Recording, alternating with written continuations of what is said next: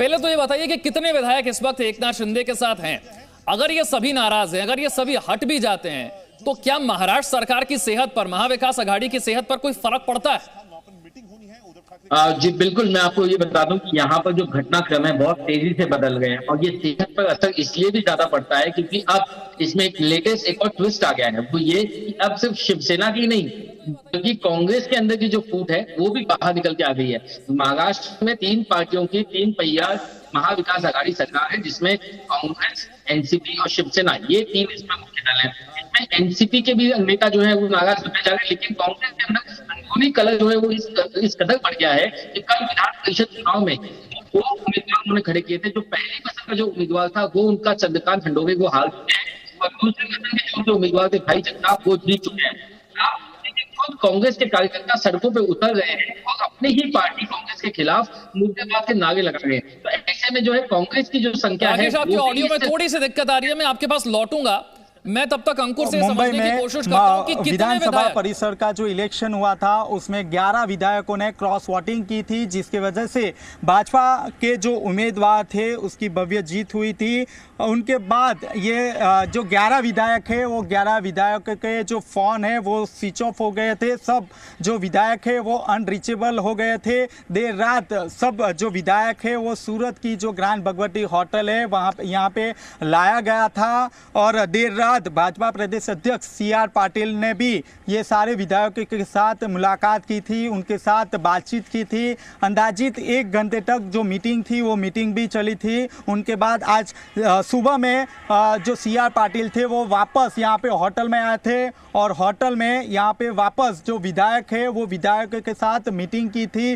किस तरह से शिवसेना सरकार गिरा सकते हैं उनकी रणनीति भी यहाँ पे तैयार की गई थी। हाल ही में आप देख सकते हो यहाँ पे क्राइम ब्रांच, PCG, SOB की जो सारी जो टीम है वो यहाँ पे तैनात की गई है। जो मुख्य जो गेट है वहाँ पे भी पुलिस का यहाँ पे चाप्ता बंदोबस्त यहाँ पे लगाया गया है, कोई भी अधिकारी अंदर न आए और पूरी तरह से यहाँ पे बंदोबस्त यहाँ पे लगाया गया है। आप देख सकते हो क्राइम ब्रांच के जो ACP है वो भी यहाँ पे आप बाहर देख सकते हो।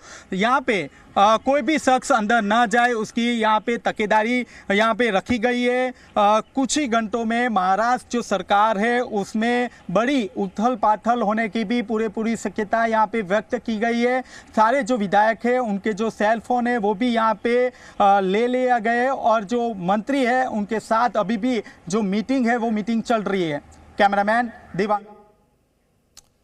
रवि त्रिपाठी मेरे सहयोगी और जानकारी के साथ जुड़ गए। रवि, जब से महाविकास आघाड़ी की सरकार बनी है तब से कई बार ऐसे मौके आ चुके हैं जब लगा कि शायद सरकार की सेहत पर इसका असर पड़ने जा रहा है, लेकिन हर बार इस संकट में से महाविकास आघाड़ी की सरकार बाहर आ गई।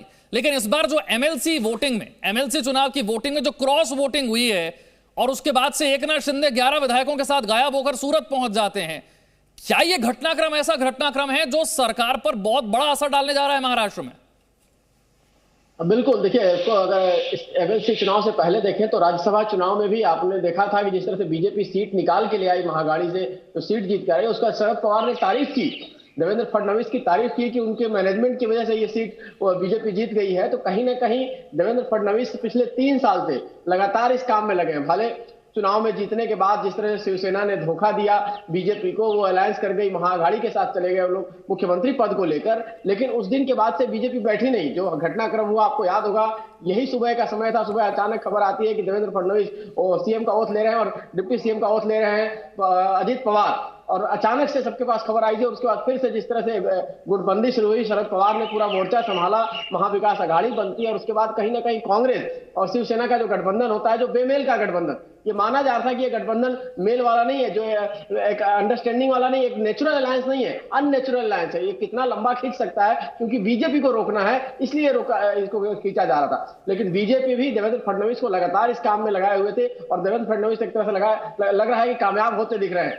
क्योंकि राज्यसभा चुनाव में फिर MLC चुनाव में उन्होंने जिस तरह से रोल निभाया है और कहीं ना कहीं जो नाराजगी है शिवसेना के नेताओं के खिलाफ, जो उद्धव ठाकरे के खिलाफ जो शिवसेना में नाराजगी है, अब देखिए कांग्रेस के नेता जो वहां के अध्यक्ष है बार बार अटैक करते रहते हैं शिवसेना के नेतृत्व को लेकर, शिवसेना के कार्य पद्धति को लेकर। तो कहीं ना कहीं महाविकास आघाड़ी में जो अंदर एक फूट है उसका फायदा बीजेपी उठाना चाहती है और ऐसा लग रहा है कि इस बार ये जो धक्का है, कहते हैं एक धक्का और दो, बीजेपी मानती नहीं है। बिहार का एग्जाम्पल देखिए, 2015 में बीजेपी चुनाव हार जाती है, लालू और नीतीश एक साथ होते हैं, लेकिन बावजूद बीजेपी इस कोशिश में लगी रहती है कि कैसे उनको तोड़ा जाए। फाइनली नीतीश कुमार टूटते हैं और फिर एनडीए के साथ, जिस एनडीए को छोड़ के जाते हैं, जिस नरेंद्र मोदी की तमाम बुराइयां वो करते हैं, फिर वो एनडीए के साथ आते हैं। यही शिवसेना के साथ है। शिवसेना की कोशिश लगातार चल रही थी, लेकिन शिवसेना चूंकि मेन उद्धव ठाकरे परिवार नहीं मान रहा था, तो शिवसेना को ही तोड़ देना, उनमें से विधायकों को कहीं ना कहीं अपने साथ लाना, और अब सरकार कहीं ना कहीं खतरे में है। अब विधायक दल की बैठक के बाद लगभग तस्वीरें साफ हो जाएगी। हालांकि शरद पवार आज दिल्ली में है, आपको बताना चाहूंगा, शरद पवार आज दिल्ली में है।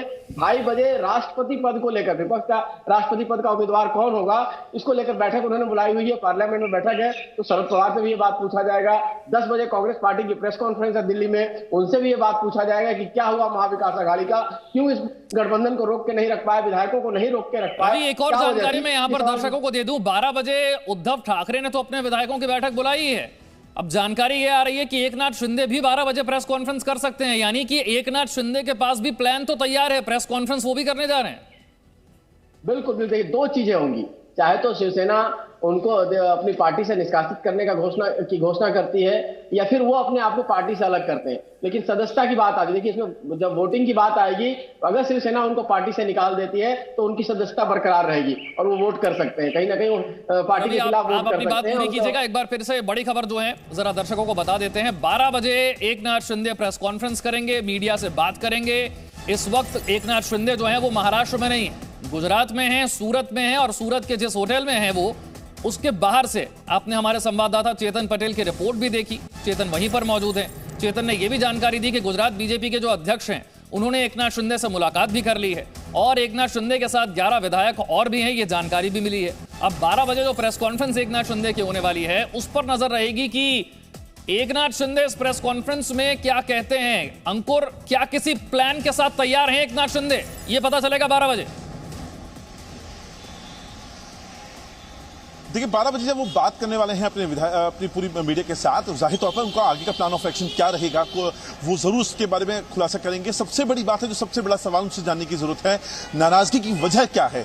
क्या ये राज्यसभा या विधान परिषद के चुनावों के दौरान जो उनको नजरअंदाज कर दिया गया था वो एक बड़ी वजह है, या ये गुस्सा धीरे धीरे पनप रहा था, लगातार पार्टी में उनको अनदेखा किया जा रहा था, उनके कद को उतना सम्मान नहीं दिया जा रहा था, और शिवसेना में उनकी बात नहीं सुनी जा रही थी बड़े फैसलों को लेकर।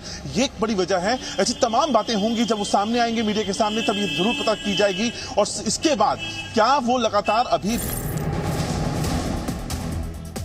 देखिए सूत्रों के हवाले से एक और बड़ी खबर मिल रही है, और अब ये संख्या विधायकों की बढ़ गई है। सूरत में एकनाथ शिंदे के साथ 17 विधायक हैं। पहले 11 विधायकों की जानकारी थी, अब जो जानकारी है वो 17 विधायकों की है, यानी कि बड़ी सेंधमारी हो चुकी है महाविकास अघाड़ी में। 17 ऐसे विधायक जो एकनाथ शिंदे के साथ हैं, जो अपनी अपनी पार्टियों से नाराज हैं। अंकुर, ये 17 क्या सारे के सारे शिवसेना के हैं, या इसमें एनसीपी और कांग्रेस के भी शामिल हैं विधायक? देखिए फिलहाल जो पता चल रहा है शिवसेना के विधायक हैं, और इसके अलावा कई ऐसे विधायक हैं जो निर्दलीय हैं। गीता जैन जो मीरा भाईंदर से आती हैं, अपक्ष में हैं, किसी भी पार्टी में नहीं है, वो भी इनके साथ शामिल हैं। और ऐसे कई तमाम नाम हैं जो इस वक्त एक तरह के रिबेलियन ग्रुप जो उन्होंने ज्वाइन कर रखा है, इस वक्त वो सूरत में मौजूद हैं। और यहां से अब जाहिर तौर पर मैं जैसे बता रहा था, शिवसेना की दिक्कतें बढ़ती जा रही हैं। आज संजय राउत को दिल्ली का दौरा करना था, एक मीटिंग होनी थी राष्ट्रपति चुनावों को लेकर, उस पूरे दौरे को रद्द कर दिया गया है। इमरजेंसी मीटिंग खुद उद्धव ठाकरे ने 12 बजे इस वक्त अपने मातोश्री जो बंगलो है वहां पर बुलाई है। अपने जितने भी विधायक नेता हैं उन सबको वो उन सबसे इस सिचुएशन के ऊपर बात करने वाले हैं, क्योंकि अब दोहरा झटका है। एक तरफ आप राज्यसभा का चुनाव हारे, उसके बाद विधान परिषद चुनाव में आपको करारी हार झेलनी पड़ी, और दूसरी तरफ आपकी ही पार्टी का एक कद्दावर नेता अपने कई सारे विधायकों के साथ इस वक्त नाराज होकर दूसरे राज्य, वो भी खासतौर पर गुजरात में जा चुका है। यहाँ पे बीजेपी की सरकार है, और जैसे बीजेपी हमारे संवाददाता गुजरात के बता रहे थे कि बीजेपी के नेता हैं जो अध्यक्ष हैं वहां के, वो भी उनसे मिलने गए हैं। ये जो तमाम बातें हैं ये उद्धव के लिए बहुत बड़ी परेशानी की वजह बन चुकी है। जाहिर तौर पर अब यहां से उद्धव को अब आगे का अपना कोर्स ऑफ एक्शन तय करना है कि किस तरीके से नाराज विधायकों को वापस से मनाया जाए। एकनाथ शिंदे जो बहुत बड़ा नाम है, कद्दावर नेता है, ठाणे से आते हैं, विधायक रह चुके हैं, और शिवसेना में अपना उनका एक वजूद है, उनका एक अपना अस्तित्व है। वो बिल्कुल, तो 3 बड़े अपडेट जल्दी से दे देते हैं जो हमारे सभी सहयोगी बता रहे हैं। पहला तो यह कि एकनाथ शिंदे के साथ 17 विधायक है, तो 17 ऐसे विधायक है जो एकनाथ शिंदे के साथ हैं। ये बहुत बड़ी जानकारी है। ये गुजरात में नहीं है, ये गुजरात में मौजूद है, सूरत में, महाराष्ट्र में नहीं है, शिवसेना के साथ संपर्क में नहीं है। दूसरी बड़ी जानकारी यह है कि उद्धव ठाकरे ने अपने विधायकों की 12 बजे मीटिंग बुलाई है, वो 12 बजे ये इमरजेंसी मीटिंग करने जा रहे हैं। और तीसरी बड़ी जानकारी यह है कि एकनाथ शिंदे भी मीडिया से बात करेंगे 12 बजे, वो भी प्रेस कॉन्फ्रेंस कर सकते हैं। इस तमाम घटनाक्रम पर, इस बड़ी खबर पर हमारी नजर बनी हुई है और क्या इससे महाराष्ट्र की सरकार को, उसकी सेहत पर क्या असर पड़ता है, ये भी आपको बताएंगे। Presenting B News app available on Google Play and App Store. Download it now.